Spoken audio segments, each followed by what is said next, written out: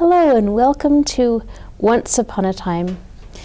Probably this is your favorite storytelling library show. I hope so. We hope so. I hope so too. So I'm Catherine Poulter. I'm the children's librarian. And I am Becca Hyde. I'm an early childhood librarian at Marshall Library. Yes, in Pocatello, Idaho, our hometown. We're so glad you're here. And we have some books for you today. I brought one that I love, and I know that I may have read this before, and so if you have heard this before, then sit back and enjoy it again. And if not, remember that if you hear a book one time, you enjoy it. And if you hear a book 2 times, then you like it. But do you know what happens if you hear a book 3 times or 4 times or 100 times? You start to love that book. Well, I love this book, and I think you will too. It's called One Candle. It's by Eve Bunting and illustrated by K. Wendy Pop. And it's a Hanukkah story.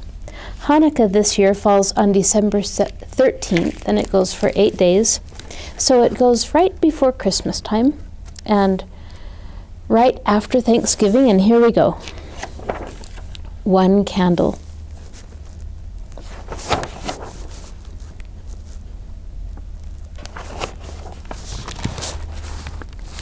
This Hanukkah is like every other one.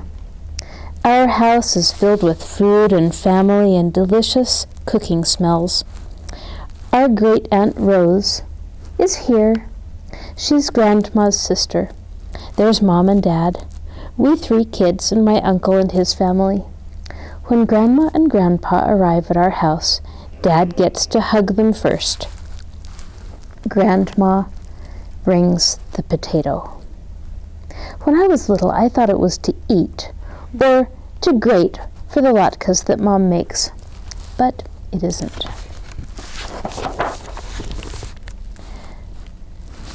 Grandma puts the big brown potato on the plate in the middle of the table, and Great Aunt Rose leans across to touch it with a trembling finger.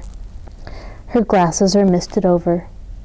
Poor Great Aunt Rose, my cousin Nancy whispers. She's crying again this year.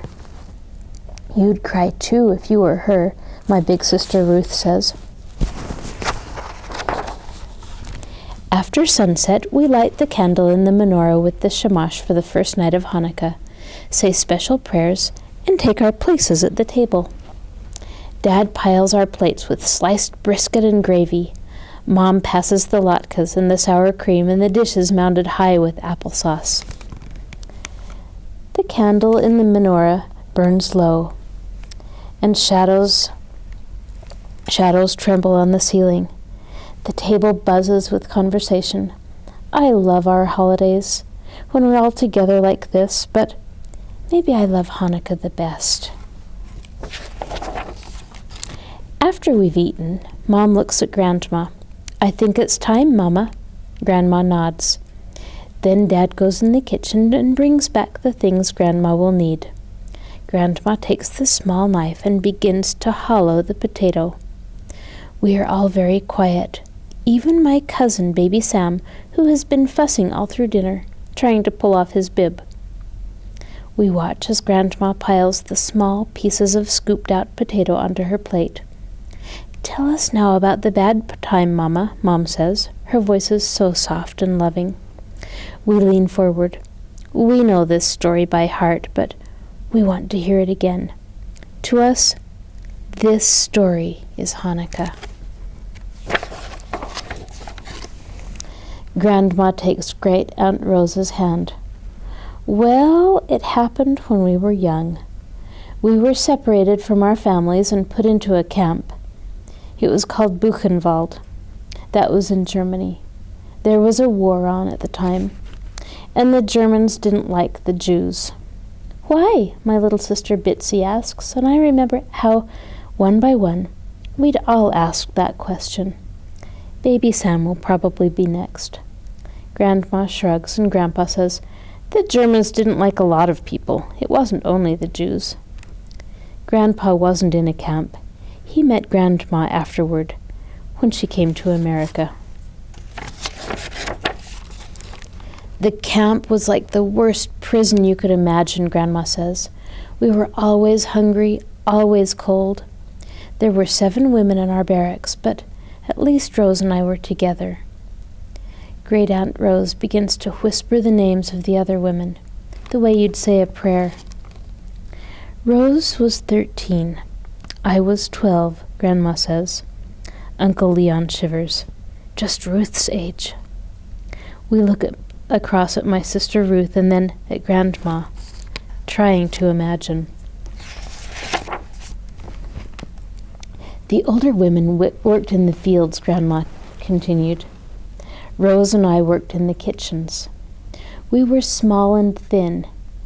It's a marvel they even kept us. We helped cook for the officers. Grandma leans back in her chair and closes her eyes.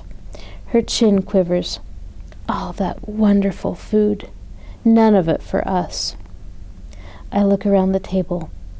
I am full from Mom's delicious cooking, and there are still leftovers. I can't imagine going hungry.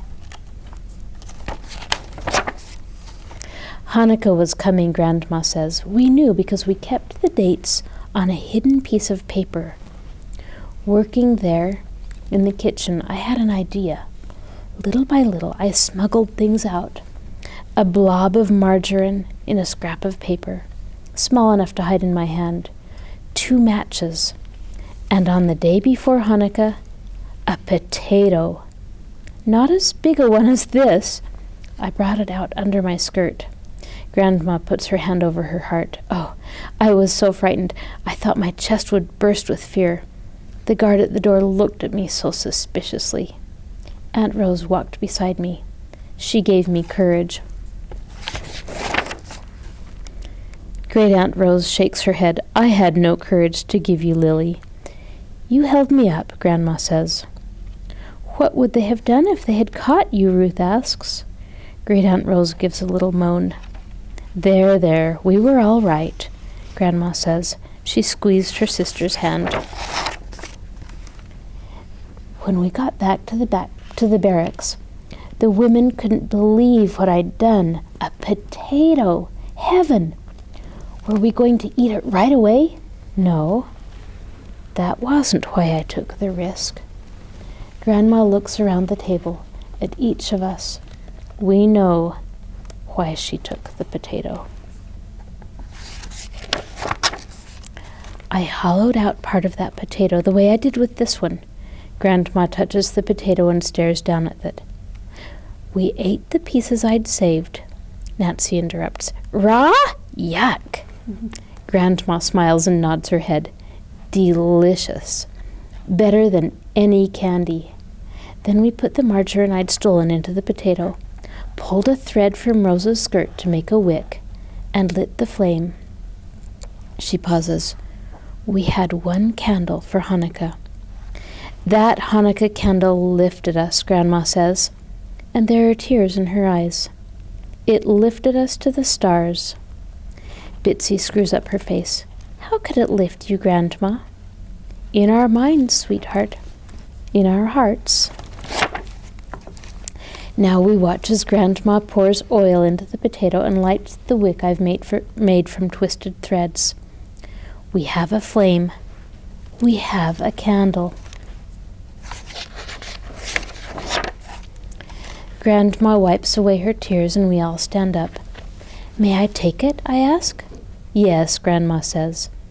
I set the candle on the windowsill and it glows back on itself in the dark glass. We go outside. Dad has switched off the house lights and the Hanukkah candle has burned itself away. On the windowsill is this one. Steady, steady flame. My sister Ruth whispers close to my ear. Why do you think Grandma wants to do this every year?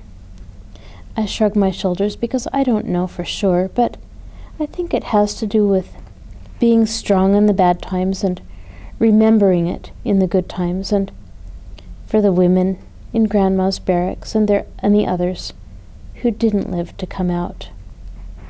Grandpa passes the little glass of sweet wine to the grown-ups and the grape juice to us kids. We raise the glasses toward the flame. L'chaim, Grandma says, to life. To life, we chant. And in that moment, we are lifted to the stars. The end. That's so beautiful. I love that story. To life.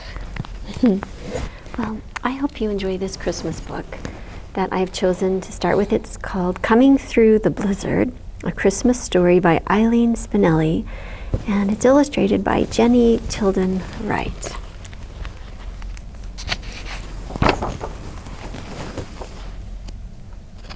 Coming Through the Blizzard. On Christmas Eve, not long ago, it snowed and snowed and snowed. Snow swirled against the windows and against the doors. Snow buried cars and park benches. Snow blanketed the little blue church. The minister shoveled the wide walkway. He lit the candles. He waited. Who would come through the night, through the blizzard? Who would come to the Christmas Eve service? The starling came on snowy wings across a starless sky. The starling came, frosty and fuddled, to huddle on a cushion in candle glow beneath a branch of the shining tree. The starling came. The custodian came, on skis, ear-muffed and bundled, trundling along. Clip-clump, clip-clump, the custodian came, chilly and true, to dust the pews, to stoke the furnace, to place the star on top of the tree. The custodian came. Tomcat came, snarly and old, to slouch against the bubbling radiator, then wrestle down a red ribbon from the hanging greens. Tomcat came. The small boy came, trailing cookie crumbs, quilted and cozy in his mother's arms. The small boy came to drowse in the sleepy scent of evergreens. The small boy came. Field mouse came on tiny icicle toes to nose for crumbs under the pew. Field mouse came, skating across the organ keys, away from the cat. Field mouse came. The organist came, breathless and brave, with her backpack of music and thermos of tea. She brushed off the keys and tested the pedals and blew a breath of music through the pipes. The organist came. Moth came, silvery silent, blown from a pipe in the organ on a burst of song. A wordless hallelujah. Moth came. The soloist came, red scarf round his neck, red cheeked from the wind. The soloist came to add the words, to sing Gloria and joy to the world.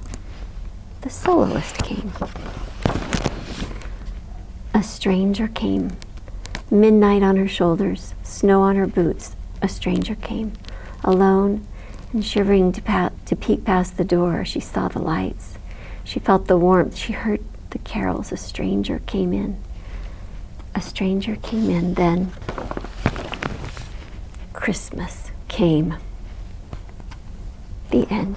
I just love that. I like that. Simple story. Very simple, but very nice. So I also have a Christmas book. This is poems told from the different perspectives of some of the people who were in the first Christmas story. So it's called Voices of Christmas, and it's by Nikki Grimes and illustrated beautifully by Eric Velasquez. Voices of Christmas. Gabriel. In the 6th month, the angel Gabriel was sent by God to a town in Galilee called Nazareth, to a virgin. Hush! The hour is late. Nazareth is sleeping, and I wait for my Lord's signal, to once again go to earth below. When last I went, my words were for Zechariah. Now I pace the halls of heaven, memorizing a message for Mary. Every archangel I see envies me. I must get the message right. The light of the world is on his way. What will Mary say when I hail her? I wonder what he'll look like. God wrapped in baby's skin, stepping from eternity into time? How will he hide his glory? How will he hold it all in? Ah, there the bells chime, and I must go, and so I spread my wings and spring from heaven's balcony. And here's Mary. The virgin's name was Mary, and he came to her and said, "Greetings, favored one, the Lord is with you." He is gone now, but still my bedroom walls beam brighter than the moonrise. My spine tingles from his touch, such a heat pulsing from white light. Voice deeper than echo, he spoke to me, familiar words from prophecy. The Master is sending man a baby, a boy, a king, his son. Then he added, impossibly, "You, Mary, will be the one." He calls mother. Then he was gone. Now I alone remain, rooted to this dirt floor, dizzy with wonder, pinching my wrist, waiting to wake from this dream. Joseph. Her husband Joseph, being a righteous man and unwilling to expose her to public disgrace, planned to dismiss her quietly. "There is little sleep for me tonight, only tossing and turning and mourning over Mary. I'll have to send her away now. How could I marry a girl who is having someone else's baby? Why has she done this to me? If only I could sleep, maybe then I could find answers in my dreams. Joseph," an angel says to me, "take Mary as your wife. The life inside of her comes from the everlasting one. He is the Messiah, God's own Son, and you will call him Jesus." Moments later I awake, certain as sky that I have had more than a dream. I wait for this mighty mystery to unfold.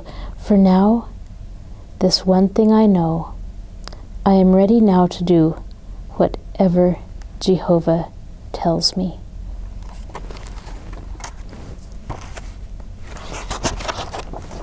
Elizabeth.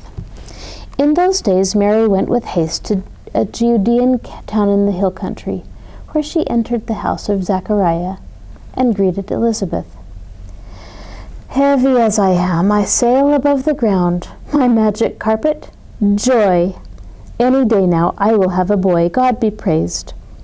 What will Cousin Mary say to me, an old woman with a baby on the way, a boy who will lead men to the Messiah?" I haven't long to ponder. Mary arrives at my door with news more miraculous than mine. The babe in my belly leaps to let me know it is Mary's boy. Mine will lead men too. Mary's son, who will be the Holy One. Then all at once my voice rings out with prophecy. Hear me, Mary. More than any other woman, you are blessed. Zachariah. Do not be afraid, Zachariah, for your prayer has been heard. Your wife Elizabeth will bear you a son, and you will name him John. Zachariah said to the angel, How will I know this is so? Yes, I am a dim-witted man. Dismissing the answer to a prayer, I did not believe Gabriel, whom God sent to tell me I'd be a father in my old age. And since I would not accept his words, he stole mine and left me silent for 9 long months. But once my boy was born, words of rejoicing ripped my veil of silence in two. Blessed be you, Lord God of Israel. I lifted my son toward heaven, happy at the sound of his cry. I name you John, I said, and you, child, will be called the prophet of the Most High. You will prepare his way. From that day to this, I have praised the Lord without ceasing, never to be silent again. Neighbor. In those days a decree went out from Emperor Augustus that all the world should be registered. Joseph also went from the town of Nazareth in Galilee to Judea to the city of David called Bethlehem. I saw her, belly ripe to the touch, her baby ready to drop any time, and yes, I watched Joseph cinching wineskins to his donkey's saddle, wondered why he was dragging the poor girl to Bethlehem. Someone from the family had to go, of course. The emperor made it plain, all must register for the census. But surely Joseph could have registered for them both. Still, gossips say Mary would not stay behind. God keep them both.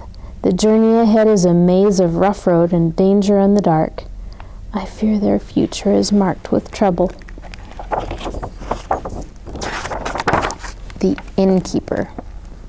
And she gave birth to her firstborn son, and wrapped him in bands of cloth, and laid him in a manger, because there was no place for them in the place where travelers lodged.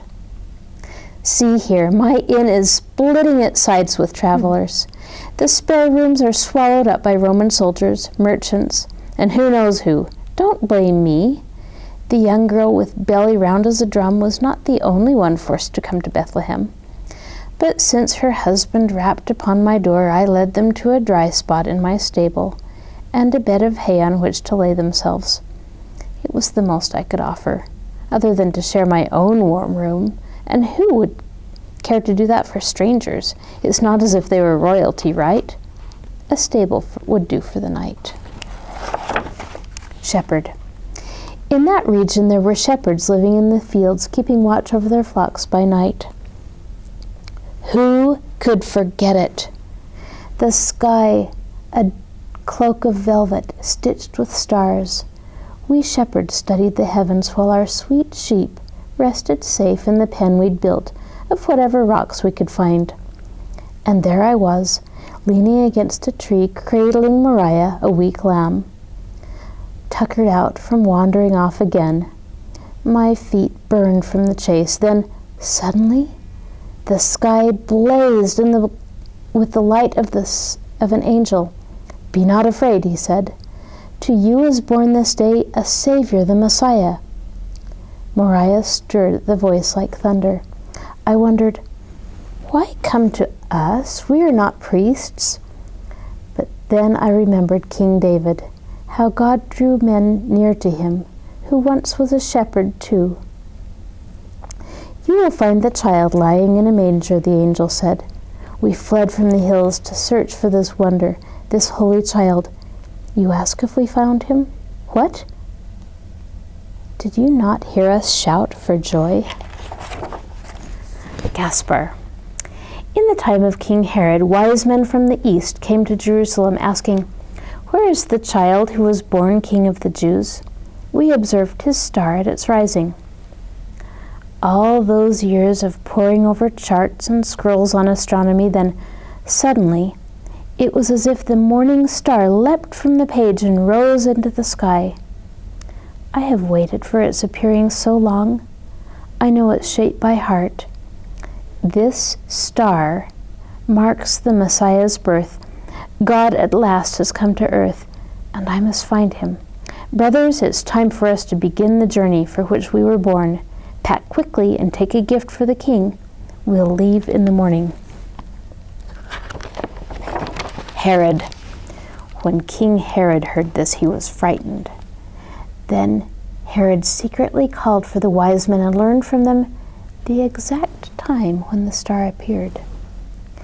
Midnight finds me twisted on my golden bed, my sickly, sagging body a bundle of fever and fear. Still, I am king. Do you hear? I shake my fist at heaven, remembering the words of those blasted magi. When were they here? Days ago, or maybe weeks. All I know for certain is that they spoke of a star rising in the sky, marking a holy birth, King of the Jews, come to earth. To take my place? Never. I alone am king. Find him for me, I told them, and they agreed. I need to worship him, I lied. Why do they not return? Never mind, I'll find a way to rid the land of this star-marked boy. His death will be my joy. Melchior. And there ahead of them went the star, that they had seen at its rising until it stopped over the place where the child was.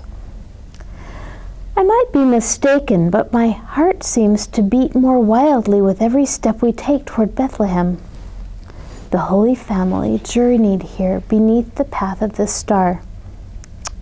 We urge our camels over miles of sand, sun-baked mud and rock, until the fertile foothills of the Shephelah are within sight.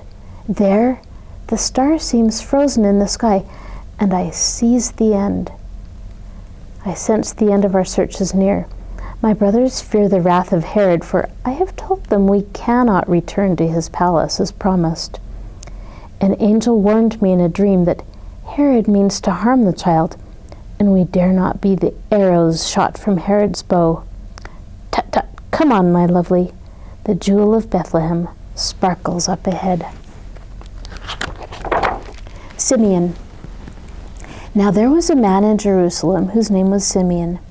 This man was righteous and devout, looking forward to the consolation of Israel. No priestly robes hang from my frame. I am the same as you, an ordinary man, well, wrinkled of course, and of failing sight, but the Spirit yet whispers to me in the night or at dawn. Why? Because I love his word, his voice, and serve him by choice. Last I heard him speak, I hurried to the temple to seek a couple offering their son for God's blessing. Shrouded in light, I knew this child was the one. Here was the promised Jehovah made to me, that I would see the Messiah before I died. I quickly made my arms a living cradle for the babe to rest in. This child, I said, is destined for the falling and the rising of many. Watch, I told Mary. With each tomorrow, your heart will swell with blessing and with sorrow. As for me, having seen the Messiah's face, I am ready, Lord, to come home to you. Hallelujah. Anna. There was also a prophet, Anna. She never left the temple, but worshipped there with fasting and prayer, night and day. At that moment she came and began to praise God and to speak about the child. I have welcomed the serene routine of prayer, fasting, and worship in the temple for 60 years. But now it appears this day will be like no other.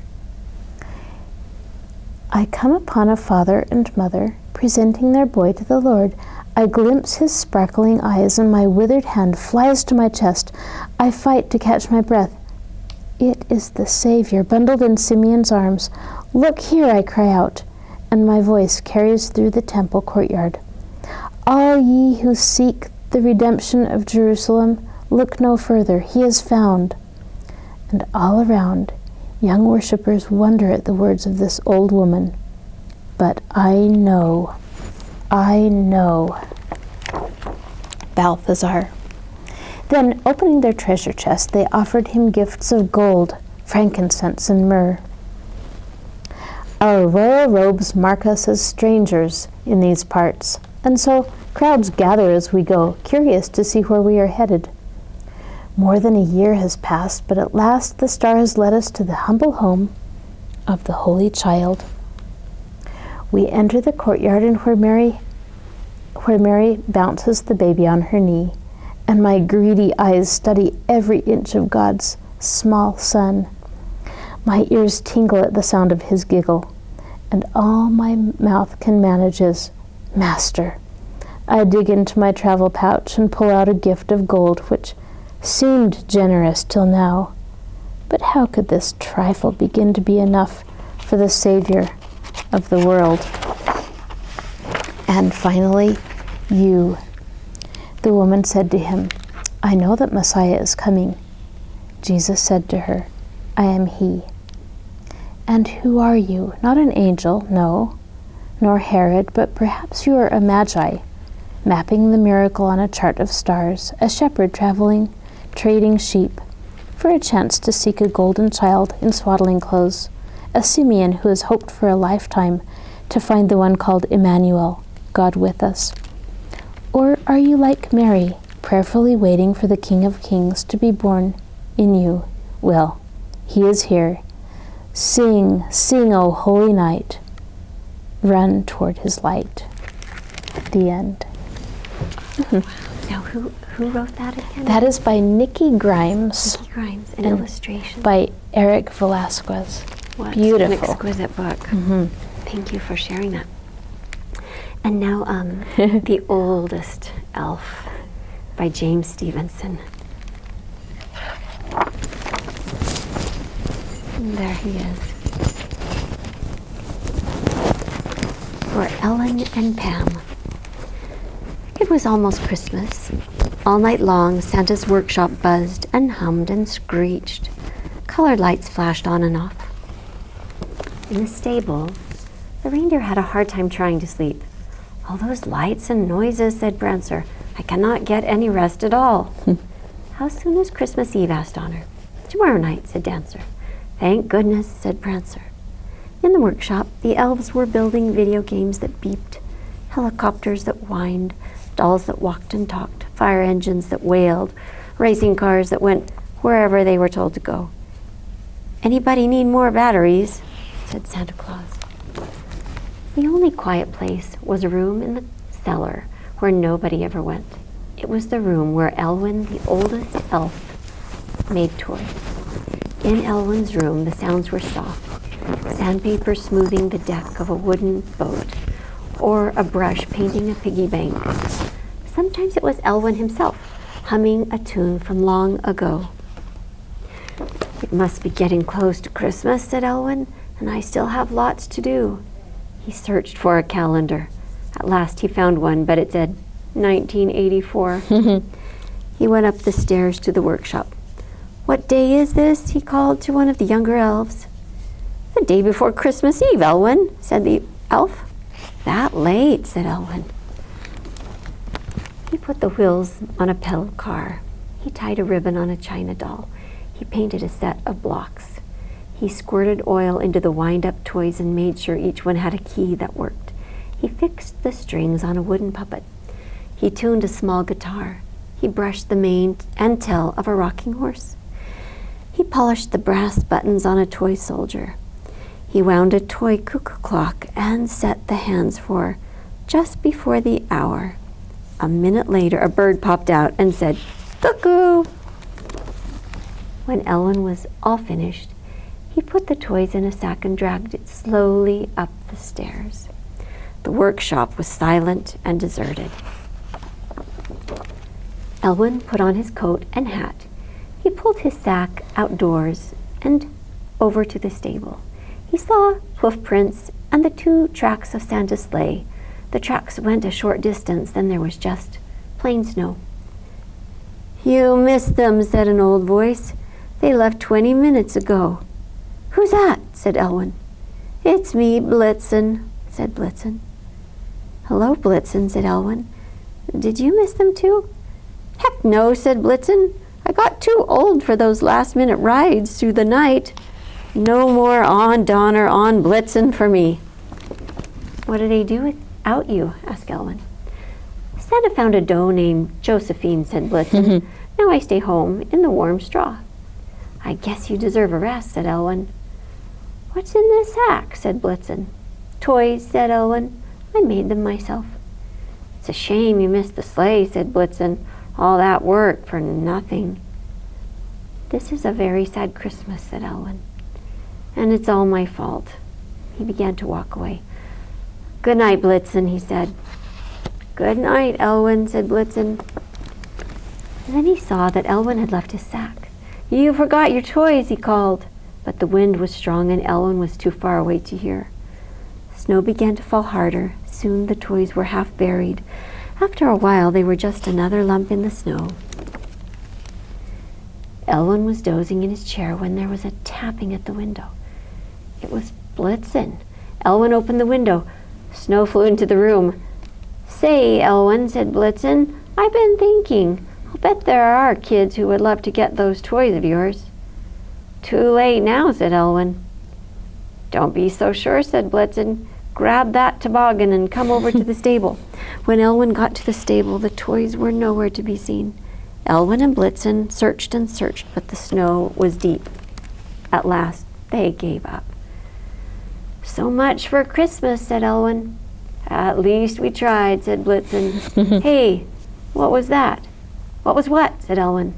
"I heard a sound," said Blitzen. They listened, and they both heard the sound coming from under a snowdrift. "Cuckoo! Cuckoo!" "The clock!" cried Elwyn. He started digging in the snow. In a moment he had found the sack. "Let's go," said Blitzen. "It's getting late."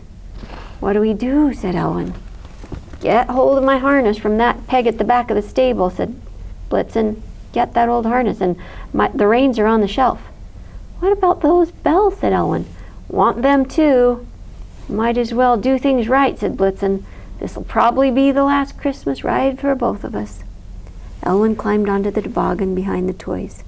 "Ready when you are," he said. "Well, what do you say?" said Blitzen. "Oh, you mean on Blitzen?" said Elwyn. "That's correct," said Blitzen. "On Blitzen!" called Elwyn. Blitzen broke into a run. The bells began to jingle. The toboggan went zigzagging across the snow.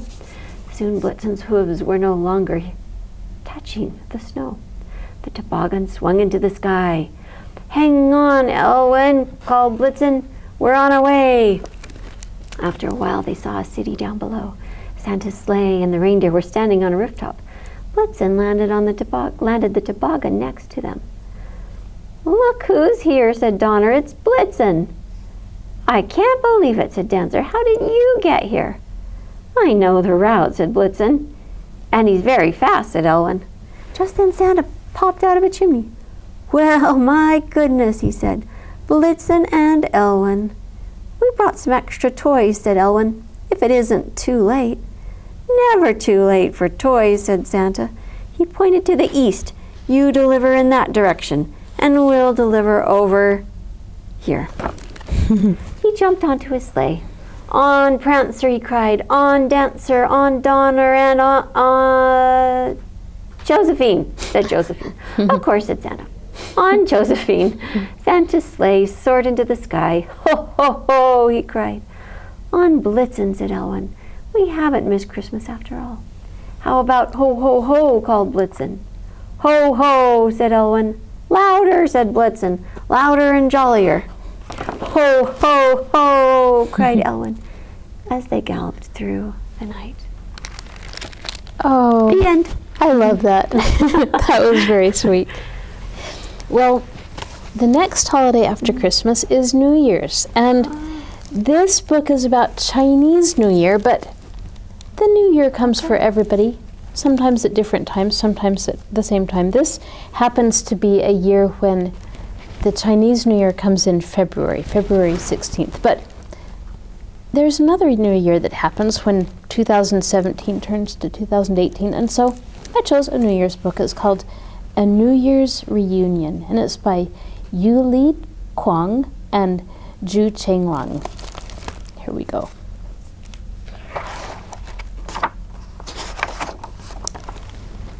New Year's Reunion. Papa builds big houses in faraway places. He comes home only once each year during Chinese New Year. Today, Mama and I wake up really early because Papa is coming home.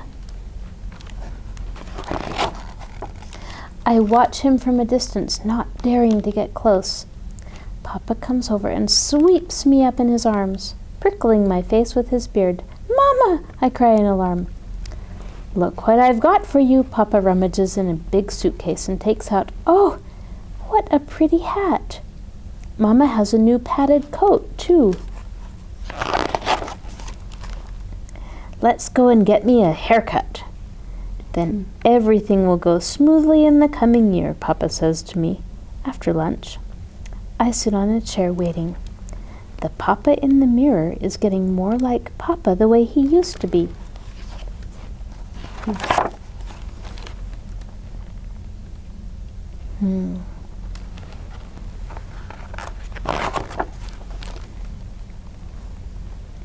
Later, it's time to make sticky rice balls. Papa buries a coin in one of the balls and says, "Whoever finds the ball with the coin will have good luck." Pop, pop, pop, bang, bang, bang. We hear firecrackers outside all night. I lie between Papa and Mama and fall asleep, drowsily hearing them whispering, whispering. Early the next morning, Mama serves up piping hot sticky rice balls, and Papa feeds them to me with a spoon. Suddenly, I bite on something hard. "The fortune coin! It's the fortune coin," I shout. "Good for you, Mau Mau. Quickly, put it away in your pocket, so the good luck won't escape." Papa is more excited than I am. Mama helps me into a brand new jacket. We're going New Year's visiting. On the way, I meet my friend Dahu. "Mau Mau, where are you going?" "I'm out for New Year's visits with my papa." "Me too, look, I got a big red envelope." "Well, how about this?" I take the coin out of my pocket. "I have a fortune coin. My papa buried it in a sticky rice ball, and I found it." On the second day of New Year's, the sky is gloomy, and it looks as if it's going to snow. Papa gets busy fixing the windows, painting the door, and changing the light bulbs, and the whole house brightens up. "Come on, let's fix the roof," Papa says with a wink. Excellent, Mama never allows me up there all alone. "Hey, I can see Dahu's roof." "Listen, what's that sound over there?" I say. "Oh, it's the dragon dance on Main Street." Papa straightens up and looks into the distance. "Where is it? Where is it?" I stand on tiptoe, stretching up as far as I can. Papa puts me on his shoulders. "Now can you see it?" he asks. "Yes, I can. They are coming."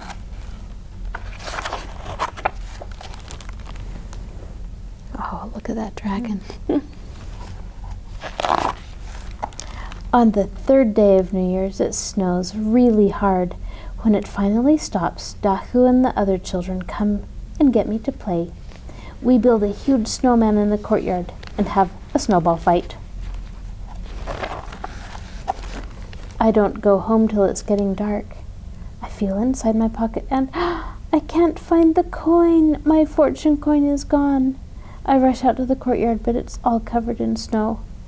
Where is my fortune coin? Don't cry, sweetie. I'll give you another one. Look, it's exactly the same. Papa scoops a coin out of his pocket. I don't want that one. I want the other one, I bawl. In the evening, I creep into bed, miserable. But as I take off my jacket, clink, something falls to the floor. It's the coin, my fortune coin. Papa, come quick. Come and see. I haven't lost the fortune coin. It's been with me all the time. That night, I sleep very soundly. When I get up the next morning, I see Mama helping Papa pack. He is leaving today. Soon, Papa's packing is done. He crouches down and gives me a big hug, whispering in my ear, "Next time I'm back, I'll bring you a doll, okay?" "No, Papa," I shake my head hard. "I want to give you something."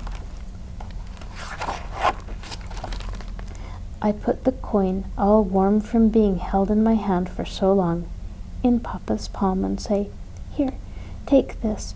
Next time you're back, we can bury it in the sticky rice balls again." Mm-hmm. Daddy is very quiet. He nods and hugs me tight.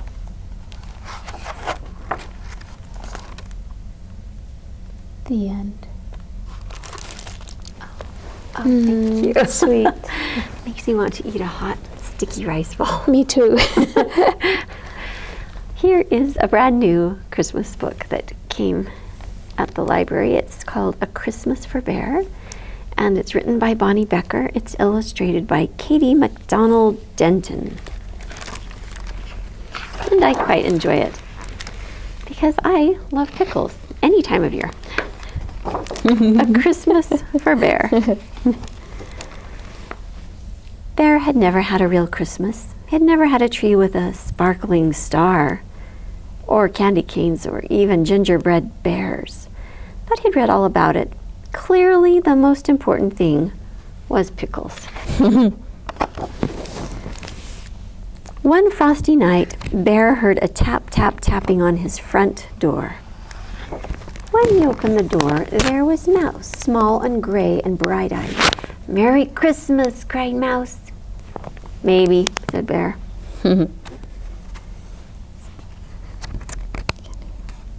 New book. Yes.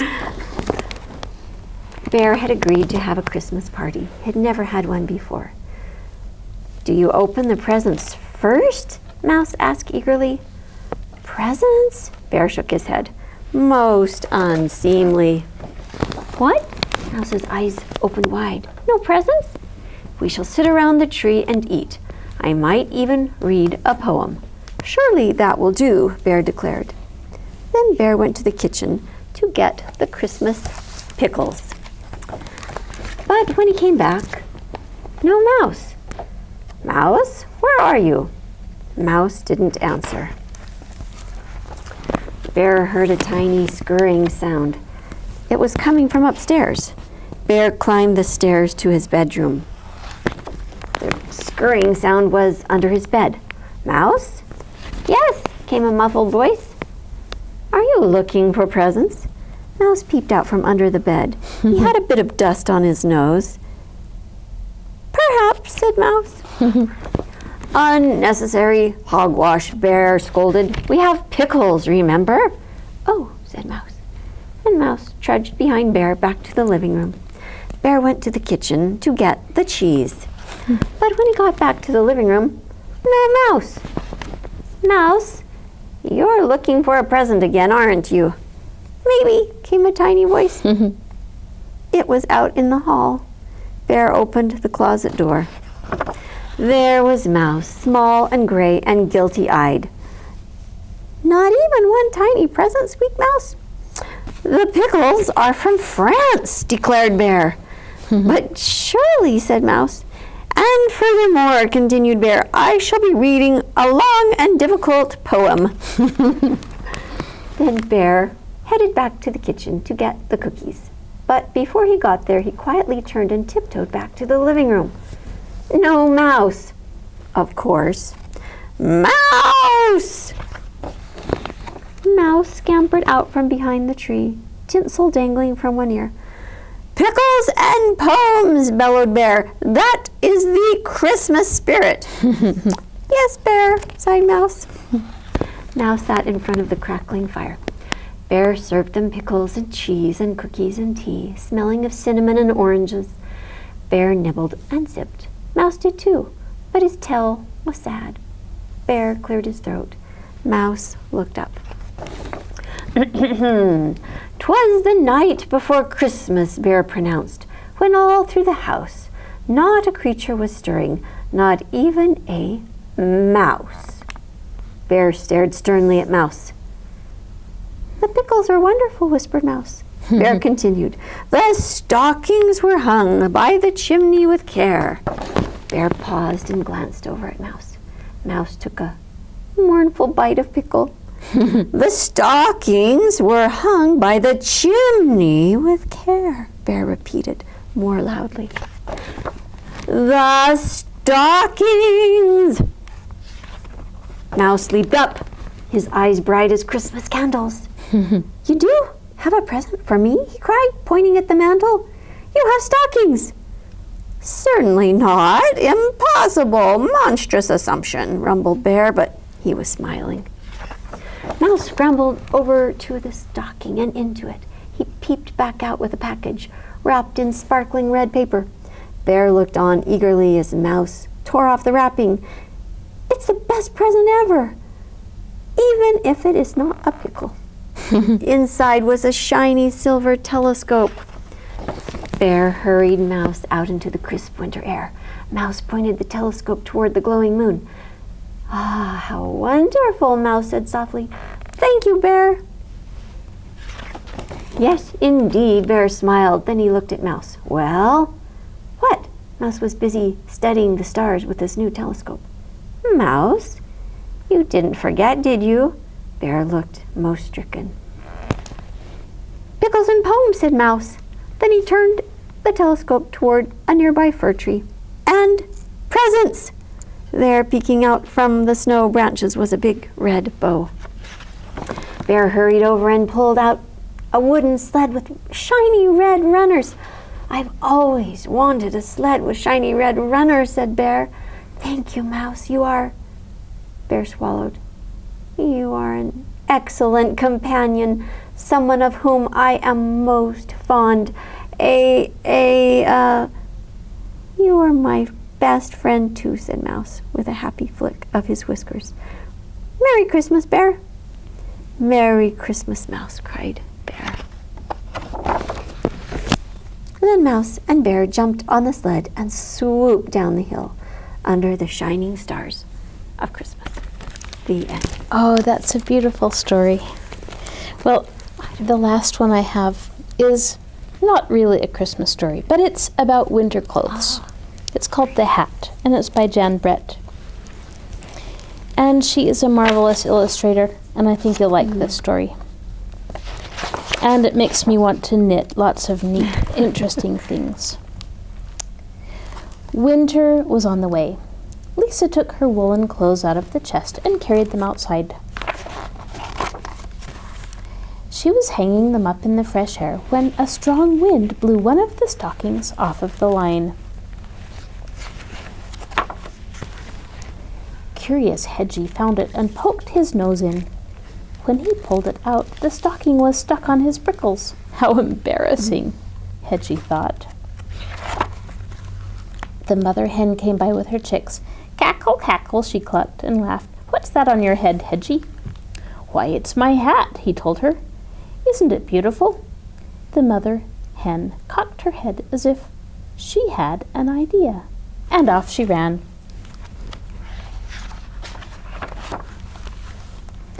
Hedgie saw the noisy gander looking down at him. Honk, honk, ho, ho, ho, the gander laughed. Look at that. The hedgehog has flipped his gizzard. Laugh today, gander, but tomorrow when it rains, my hat will keep me dry. The gander thought for a moment, and off he ran. The barn cat was watching from a tree as Hedgie tugged at the stocking.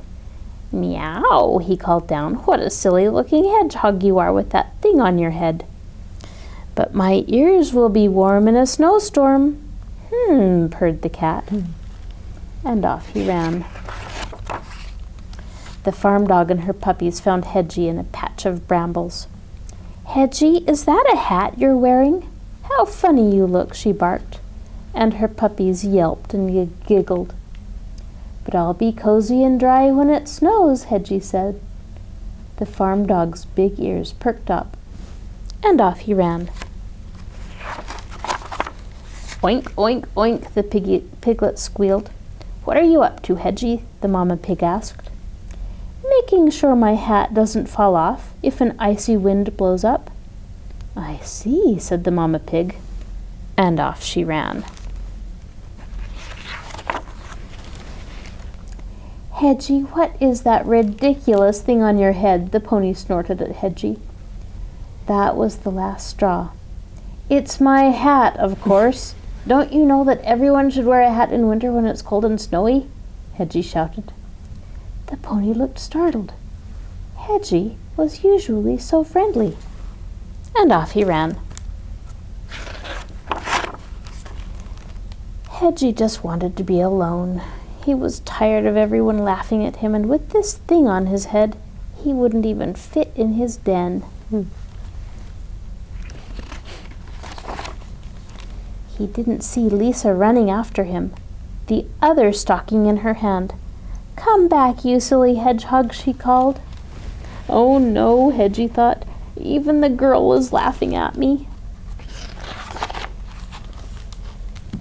Lisa caught up and pulled off her stocking off of Hedgie's head. You ridiculous little hedgehog, she laughed. Don't you know that animals don't wear clothes?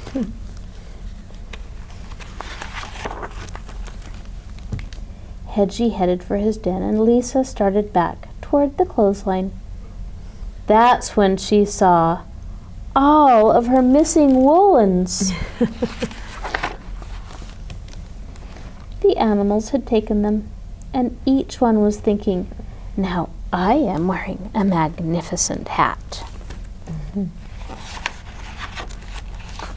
Lisa was still chasing them when Hedgie reached his den. How ridiculous they look. Don't they know that animals should never wear clothes? The end. What a fun story. Delightful.